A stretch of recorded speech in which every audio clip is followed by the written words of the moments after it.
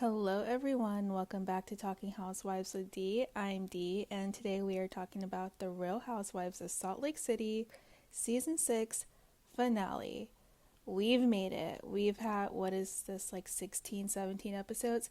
We did it, you guys. Um, I have thoughts about this finale and the season in general.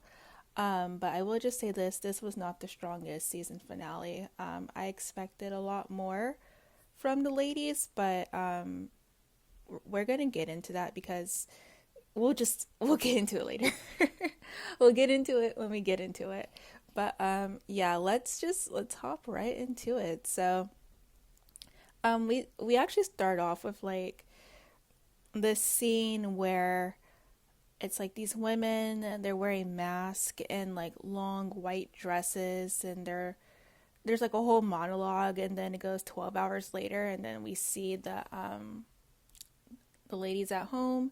Meredith is making cappuccinos for everyone, and then Angie comes out, and then Mary's like, oh my god. And Angie's lip is like busted because remember last episode she ran into the guy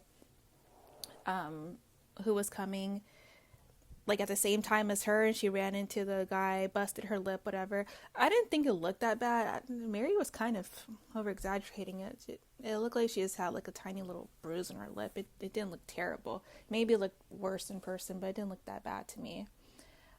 So Angie's like, I'm so excited about this play that we're having tonight. They talked to this woman named, I believe her name was Stella. They talked to her like the ladies were just talking about themselves and talking about the rest of the ladies, and it's just like flashback scenes. We don't get to see too much of it, which is fine because let me just shut up. Let me shut up, and then we'll talk about the play when we get to the play. So yeah, Meredith is in a pretty good mood today, which is surprising to Bronwyn because Bronwyn was saying that Meredith had frantically texted her at like 2 o'clock in the morning asking to speak to her. And they showed these text messages, and literally like all Meredith said was like, are you up? Can we talk? Like that was it. So Heather and Whitney, they're outside and they're like, yeah, you see like what a good mood Meredith is in today? Like complete opposite from like, yesterday. And it's like, do you guys want her to be fucking miserable the entire trip? Like she's trying to make the best of it. You guys keep coming at her every single day, and she's just trying to have fun. And now you're like, she's too happy. Like, what do you guys want from Meredith? And I am no Meredith apologist, okay? I am not. But at this point, it's getting so old. Y'all have been ragging on Meredith half of the season. The other half, y'all are going after Lisa. And you guys know how I feel about a gang up. I don't like it. And Salt Lake City used to do so good with not ganging up on one person. Everyone would get a chance to, to get theirs. But it just seems like it has been nothing but Lisa and Meredith all season. And it's for stupid shit, too. Like, things that, like, don't even make sense. Like, I'm still pissed off. And I said in my last episode, why are we going after Bronwyn and her criminal activity? Why did we let that go so fast? Like, no one else really has anything to give. I mean, Mary can't talk about her son anymore. He's in jail right now, and he's like, he was dealing with problems with everything. She already did that last season. Whitney talked about her business failing, and like no one cared. Brittany's not even a full-time housewife. She should be, for as much as she's be in these scenes and get the drama started. She should be. Bronwyn, her criminal activity, Todd cheated on her. Like, that's huge. Lisa's lawsuits, that was like a thing. Angie, love Angie, has nothing going on except for being Greek. Heather has nothing going on. She got a new mattress in a Wayfair commercial. That's it. Like, and then, we have Meredith, who, honestly, nothing was going on with Meredith neither, but they keep trying to make a thing with her with the plane situation. I'm just, All right, I'm gonna do final thoughts later. That kind of was my final thoughts for this season, but I'll elaborate a little bit more. So Mary and Bronwyn, they talked. They're in Mary's room. You know, Mary says that she doesn't sleep underneath the sheets because she doesn't know who's been there. And like I low key like kind of feel that, because every time I go on vacation or like in a hotel, you guys, I'm like so weird about hotels. I like have this huge fear of bed bugs. Like I've never had bed bugs. Knock on wood. Knock on wood. But like it's just like I'm like so scared. And you know what? When I think too hard about this too, like, and I know that these things are cleaned so well with like industrial cleaner and hot water, like utensils at a restaurant, you know, like cups and forks, and you know, and all that. Like, so many people have used these, and like if I think about it too hard, I start to get like grossed out. But like, you know, I know they're clean, but yeah, and like I know the bed sheets at hotels are clean, but like still, like I have a hard time sleeping. Honestly, I have a hard time sleeping in any place that isn't my bed. That's like a me problem. It's probably not even a hotel problem, but yeah. Anyways, Bronwyn and Mary, they're talking, and Bronwyn's like, you know, Meredith wanted to know what happened, you know, what we talked about during our lunch yesterday. You know, she seemed like, oh, and Mary's like, oh, she's paranoid. Like, well, of course she's paranoid. Y'all keep coming at her every day. It's like, it's always something new, you guys. If it's not one thing, you bring up something that doesn't even make sense. It's like, damn, Meredith doesn't know what's going to happen the next day. So yeah, she's paranoid. So yeah, Bronwyn said that she was trying to ask her, like, you know, what did, you know, they talk about. And Bronwyn is feeling like Meredith just uses her for information. Like she uses her for information and then comes back and like twists what Bronwyn says, and or tell people what Bronwyn had told her. And then we'll get into that in a second when she talks to Meredith. Okay, so now Meredith is sitting like on the rooftop, and Bronwyn is downstairs on a little lounge, and then she sees Meredith. She's like, oh, can I come up here? Meredith's like, yeah, sure, come up here. And so Bronwyn tells her, you know, like I felt a little uncomfortable. I felt a little bit uncomfortable, you know. You asked me what happened. You know, what did we talk about lunch last night? Meredith's like, no, I didn't. And Bronwyn's like, Meredith, yes, you did. And Meredith's like, no, I did not ask you what did you talk about. And Bronwyn's like, listen, you texted me at 2 a.m. I went, you know, I went to your room and you were asking me, you know, like, what happened? And I just feel like you're kind of just using me. And then she's like, you know, I have bled out for you, and I have been a real good friend for you. I've had your back. Like, even Lisa didn't have your back, but I had your back. And then I'm like confused because Bronwyn keeps saying that she's been a good friend to Meredith, but like I didn't even know her and Meredith were friends. If I'm being like completely honest here, I don't, like, we know Lisa and Meredith are friends. We know Meredith and Mary are friends. We know Meredith don't like Brittany. We see Meredith friendly with Heather, not Whitney. But I've never seen Meredith and Bronwyn like bond unless there's like some scenes that just didn't make the cut. But I've never, like, I wouldn't say that they were friends. Would you guys say they were friends? Because I'm not getting friend vibes. Anyway, Bronwyn like loses her shit on Meredith, and it's like, you know, you're using me and blah blah blah. Like I'm not gonna have your back anymore. Like this is bullshit. And like she just gets up and she storms off, and Meredith's like, okay, like here we go. Like another day of this shit, right? And she has every right to be like that. It's like Bronwyn was trying to make something out of nothing. So what if Meredith asked you, what did you guys talk about? Let it be. Okay? Like, are you making this big old thing because you know that you spilled tea about seeing Seth in New York with another woman? That's why you're getting all defensive like this, because you know that she's going to find out that you talked about her? huh? You know, whatever. Okay, so now we're gonna go see Angie's cousin, and Angie's like very excited to see her cousin. She says she loves seeing her dad's side of the family, and her cousin actually took a ferry to come to Mykonos with them. So I think her cousin's name is like Michalis, or something like that. It's like Michael, but Michalis. It's like Greek, but yeah, you get just a little something about me. I'm learning French, you guys. I am learning French, and I'm very excited to learn it. I know how to say a couple of sentences. I just started on Monday. Was Monday like 4 days ago? I just started. But like I'm so excited because like I know just a tiny bit of Spanish. Like I live in LA, so like I kind of, you know, you got to pick up on things. But I'm like, I should like learn another language. So I'm gonna learn French, and I'm gonna go back and brush up on my Spanish skills. But yeah, I'm excited. Just, you know, just thought y'all should know. Your girl is trying to be a bilingual and trilingual in a minute. But yeah, learning French.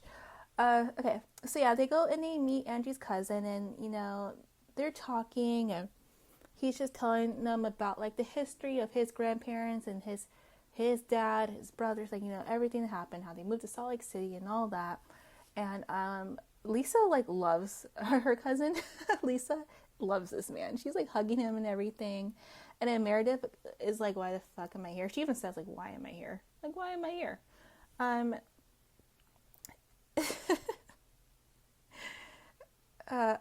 think I would enjoy having like a nice little meal learning about like Angie's family, but I don't think Meredith even likes Angie, so you know, she's like, I could care less. I couldn't care less. So now they're back in a Sprinter van, and it's quiet. And then I think Heather's like, so like what's going on? Fucking Heather. And Bronwyn just says like, basically what she told Meredith, like, you asked me what we talked about at lunch. I just felt like very used by you, and blah blah blah. Like, she starts going in on Meredith, and Meredith is quiet, and she's like, see, if for the first time you have nothing to say. And I know Meredith is like, I cannot wait to leave. I wouldn't be surprised if Meredith quits this show, because they keep coming at her. So everyone's kind of like sitting back and like watching Bronwyn and Meredith go at it. And no one's really like saying anything, but yeah, Bronwyn is just, it's like Bronwyn's looking for a moment here, and it's like, you want to choose Meredith of all people to do this with. I guess like Brittany, they're tired of Brittany being the punching bag, so let's do Meredith now. So the girls are getting ready to go to the play. They're getting their makeup done, getting dressed, whatever, and they go to like this like kind of like this empty area. There's chairs, lights, and then there's like a table of food. So everyone's getting their food. The food looks really good. They got their drinks, whatever. Brittany is opening a bottle of wine. And then Angie gives them like these cute little shawls that they can put over their shoulder and their head. And the color matches the color of what their character is wearing in the play. So all these women come out, and they're wearing the colors of each of the ladies. And then the playwright starts... is it the playwright? Is that what it's called? Whoever's talking about the play comes out and starts doing the play. So I'm just going to give you like a little, just a little snippet of what they say about each person. So with Heather, it says, Heather, you're a joke wrapped in mascara, and you laugh because crying would make you real. And then they show like a flashback. They're like, yeah, Heather like never talks about her stuff. They ask her about her dating, and like she like laughs it off, makes like a joke about it, and like Heather never ever talks about her dating life, ever. At one point, is she the, like, besides Brittany, like the only single person in the group, and she never ever talks about her dating life, right? So I don't know. I think Heather wants to be the face of Salt Lake City. She wants to be the narrator, and she makes it very obvious and very clear this episode, she's trying to have a receipts proof timeline moment, and just like she did last season with the whole Mexico reading of the text scene, and it did not hit. It didn't hit last season, if I'm being honest, and it didn't hit this season. If I'm being really, really honest, I don't think receipts proof timeline was like that iconic, because what really pissed me off about that was like, you said Monica ran Reality Von Teese. You found out from your hairdresser because your hairdresser was helping her, but you were so pissed off at Monica, get out of here, we don't want you around, but you still kept Tanisha as your hairdresser. And she was talking shit about you and your friends. But like, you know, y'all, whatever. Okay, so yeah, that was Heather. They say, Bronwyn, you are no-faced. Like, she's not loyal to anyone. She's not. Lisa, you wear your wealth like a shield. You carry yourself like a queen among servants. She does. Angie, daggers live beneath your tongue. Yeah. I love Angie, but she is, like, mean. Brittany, when you speak your words, only childish noise comes out. And they said that you put men above your children. Mary, you speak with a blade sharpened by truth. Whitney, we feel compelled to dismiss you as shallow, a flirt, a body without a mind. Yikes. Meredith, you hide behind your semantics, twisting language to dodge blame. Yes. I mean, all this is true. Like, every single one is true about these women. And, like, they do a whole thing with the play, and then afterwards, Bronwyn says, like, you know, tears are running down my face because I feel like this is true, you know, about myself and about all of us. She says that she's not loyal to anyone because she doesn't, because no one's loyal to her, or she doesn't know how to be loyal to people. Yeah, so we can obviously see that. And then Lisa, I think Lisa had the most real moment. She says that, you know, she worked so hard to get to where she was, and there was a lot of pressure on her growing up, and to like provide for her little sisters. And she says that she's disappointed in herself sometimes, like, you know, and I get that too. And like, her tears were like real tears, and I truly believe that I think Lisa probably had like a pretty traumatic like childhood, because she talks about her childhood in a way that's not good. And I can see maybe she was like the provider of her family. You know, a lot of people rely on her. And then she says that, you know, she loves Angie, and like they have like this relationship, like there is some love underneath it all. And I really do believe that. I think her and Angie are like great together. I really do believe that they have a real friendship, and I hate that the show kind of fucked that up. And then we have, who else was talking? I think Angie said something, but then Meredith starts talking, and she starts crying. And, are they real tears? I don't know. Maybe it was like the Botox in her face that made it like not seem like real. But my grandma was actually crying with Meredith. Like, I was getting kind of choked up with Lisa, but my grandma was crying with Meredith.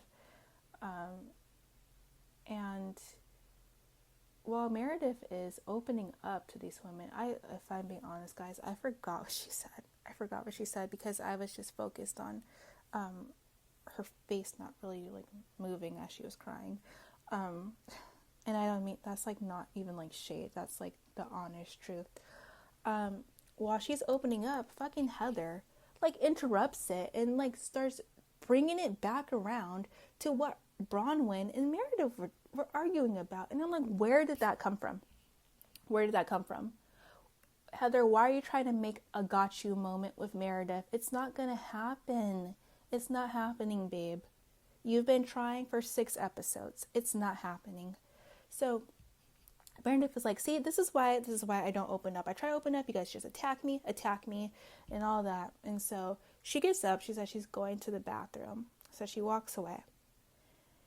And Mary is like, I also think that this is like, I like Mary too, but like, this was crazy.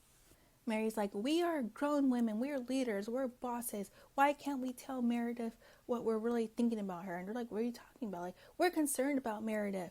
Why can't we tell her? Like, how did this whole thing become a Meredith thing?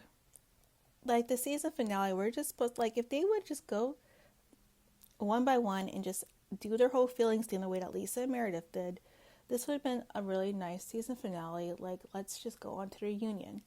Why are we attacking Meredith again? Why? So Meredith come back and she's like, I just have one question. What's the goal? And Mary's like, the goal is we are concerned about you. And Meredith's like, I'm fine. And Mary's like, no, you're not. How are you going to tell her she's not fine? And they're like, you're mad and you're sad. You're not like yourself. And Meredith's like, I'm not mad, but I am sad sometimes. And she starts crying. She says that she has a lot on her shoulder. People depend on her. It's a lot. She's just trying to be the best person she can be. She wants to leave this world she came to this world being good. She wants to leave this world being good. Like, she starts doing her crying thing again. And they're just like not even like letting her like have a moment. They're just like, no, like something's wrong with you. Like, there's something wrong with you, girl. You need to tell us what's wrong with you, because there is something wrong with you. There's something wrong with you. There's something wrong with you. And then Whitney stands up, and I don't like the way Whitney is so grabby and touchy with people, because I feel like she, her and Lisa did the same thing with the whole grabbing thing. And then, by the way, Heather's drunk. We're going to get to that in a sec. Yeah, so I believe Whitney is drinking too. She's like, Meredith, no. Meredith, look at me. Look at me, Meredith. And she's like grabbing her like face, like, no, like you need to be here with me.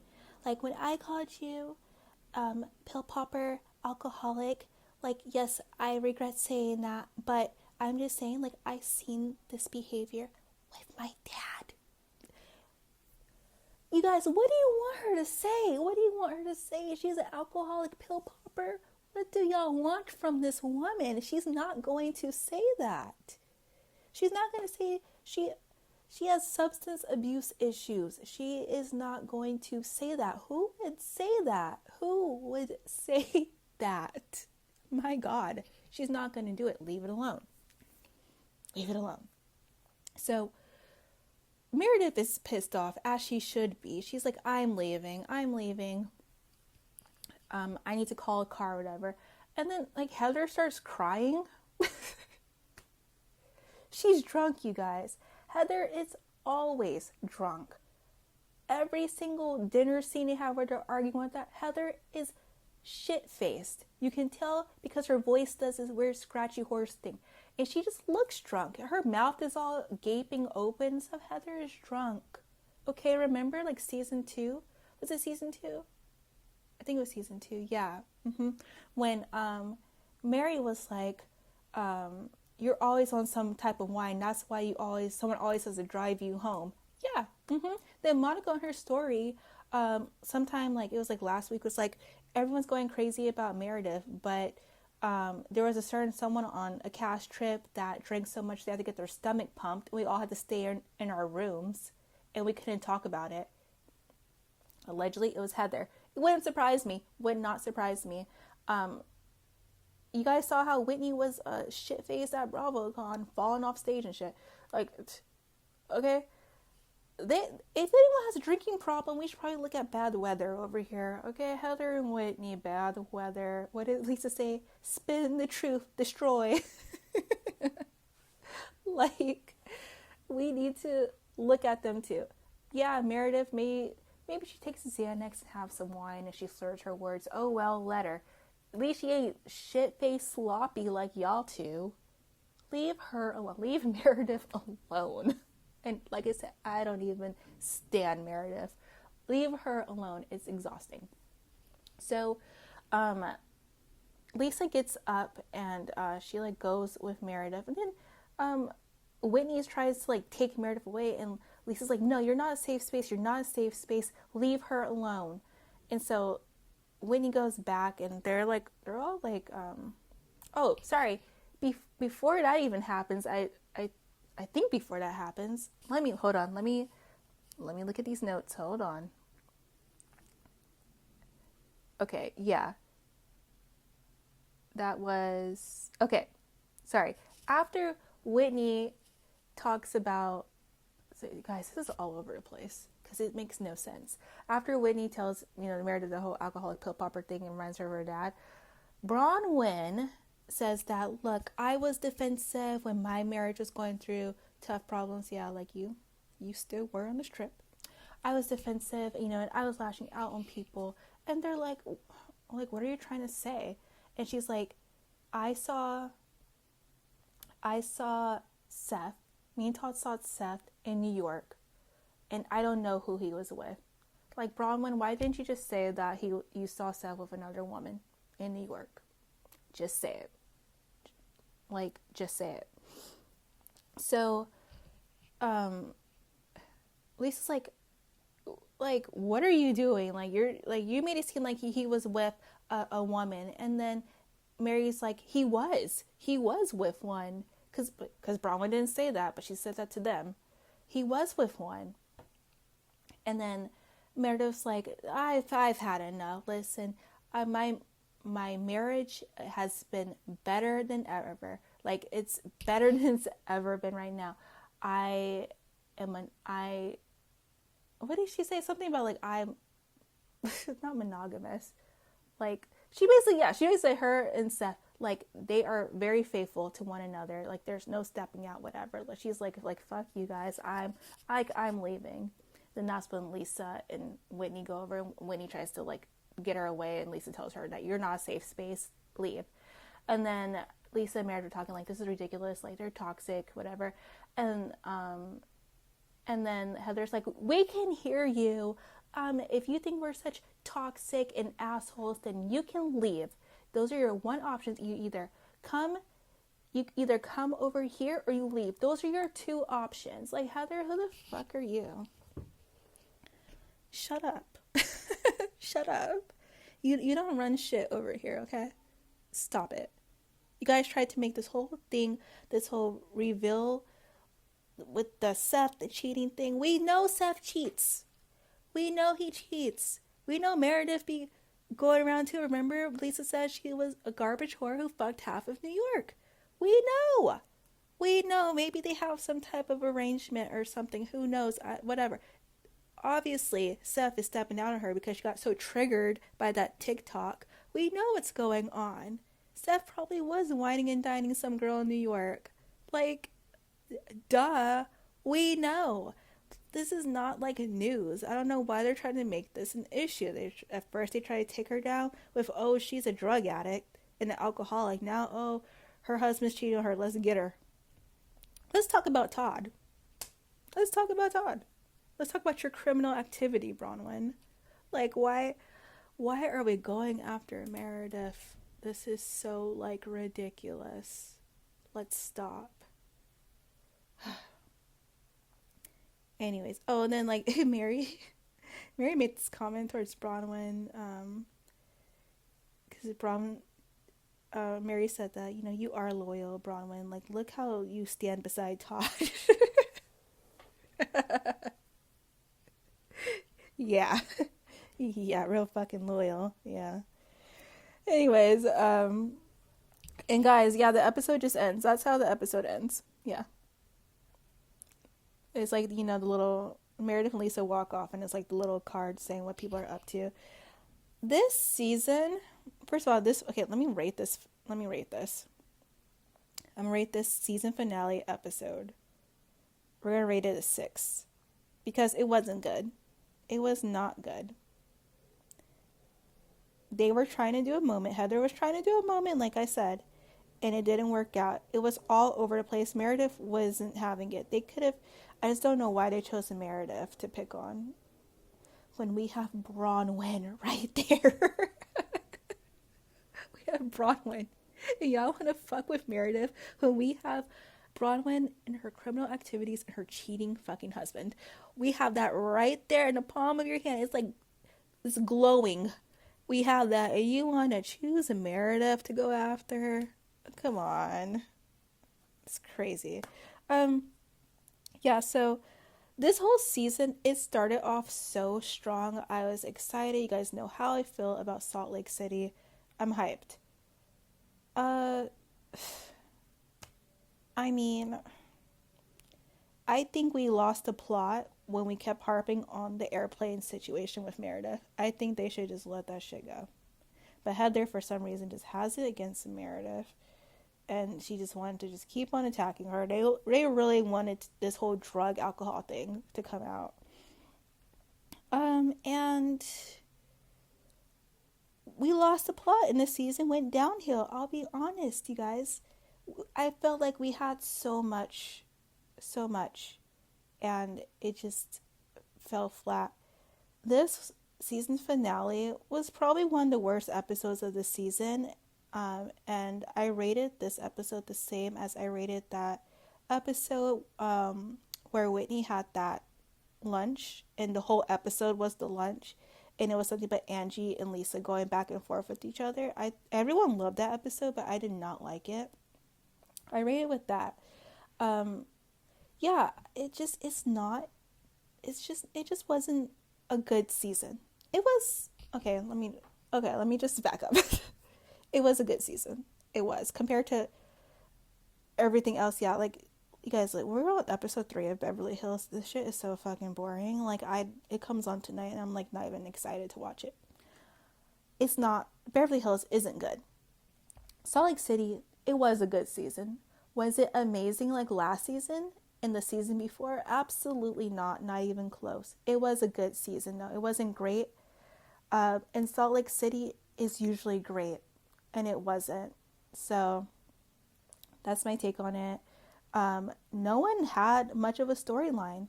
Like I said earlier, it was, Mary couldn't talk about her son. She did that last season. Angie had no storyline except for going to Greece. That's it. Lisa had, the big storyline. Meredith, they made her have a big storyline because they kept attacking her. Brittany actually did have something going on. She had her daughter situation, Jared, and all that. Like, honestly, give Brittany a snowflake. I know people don't like her. Give her a snowflake. She helped carry this season. Who else? Heather, no storyline at all. She got a new mattress. Whitney, her business failed. That storyline did not pick up. And Bronwyn, she could have had an incredible storyline. I will say, with her mom and everything in the Todd situation like that, Bronwyn, okay, she had a storyline. It could have been more if people would have actually went after her. And I know it seems like I don't like Bronwyn, but I don't dislike her, but I'm not fully on board like I was with her last season. There's something about her. There's just something about her, guys. There's something about her. It's I don't know what it is, but it's something that I just cannot really get on board with. I don't know. But I do want her to get a hot 40-year-old boyfriend. I do.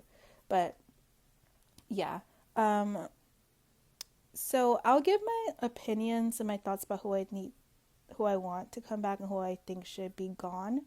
We'll do that after the reunion, and I will be recapping the reunion because why not? Let's do it. Yeah. So that was it. Thank you guys so much for listening to me yap about this. If you like this, subscribe and like the video if you want to hear more. Thank you again for watching, and I'll see you over in Beverly Hills. Bye.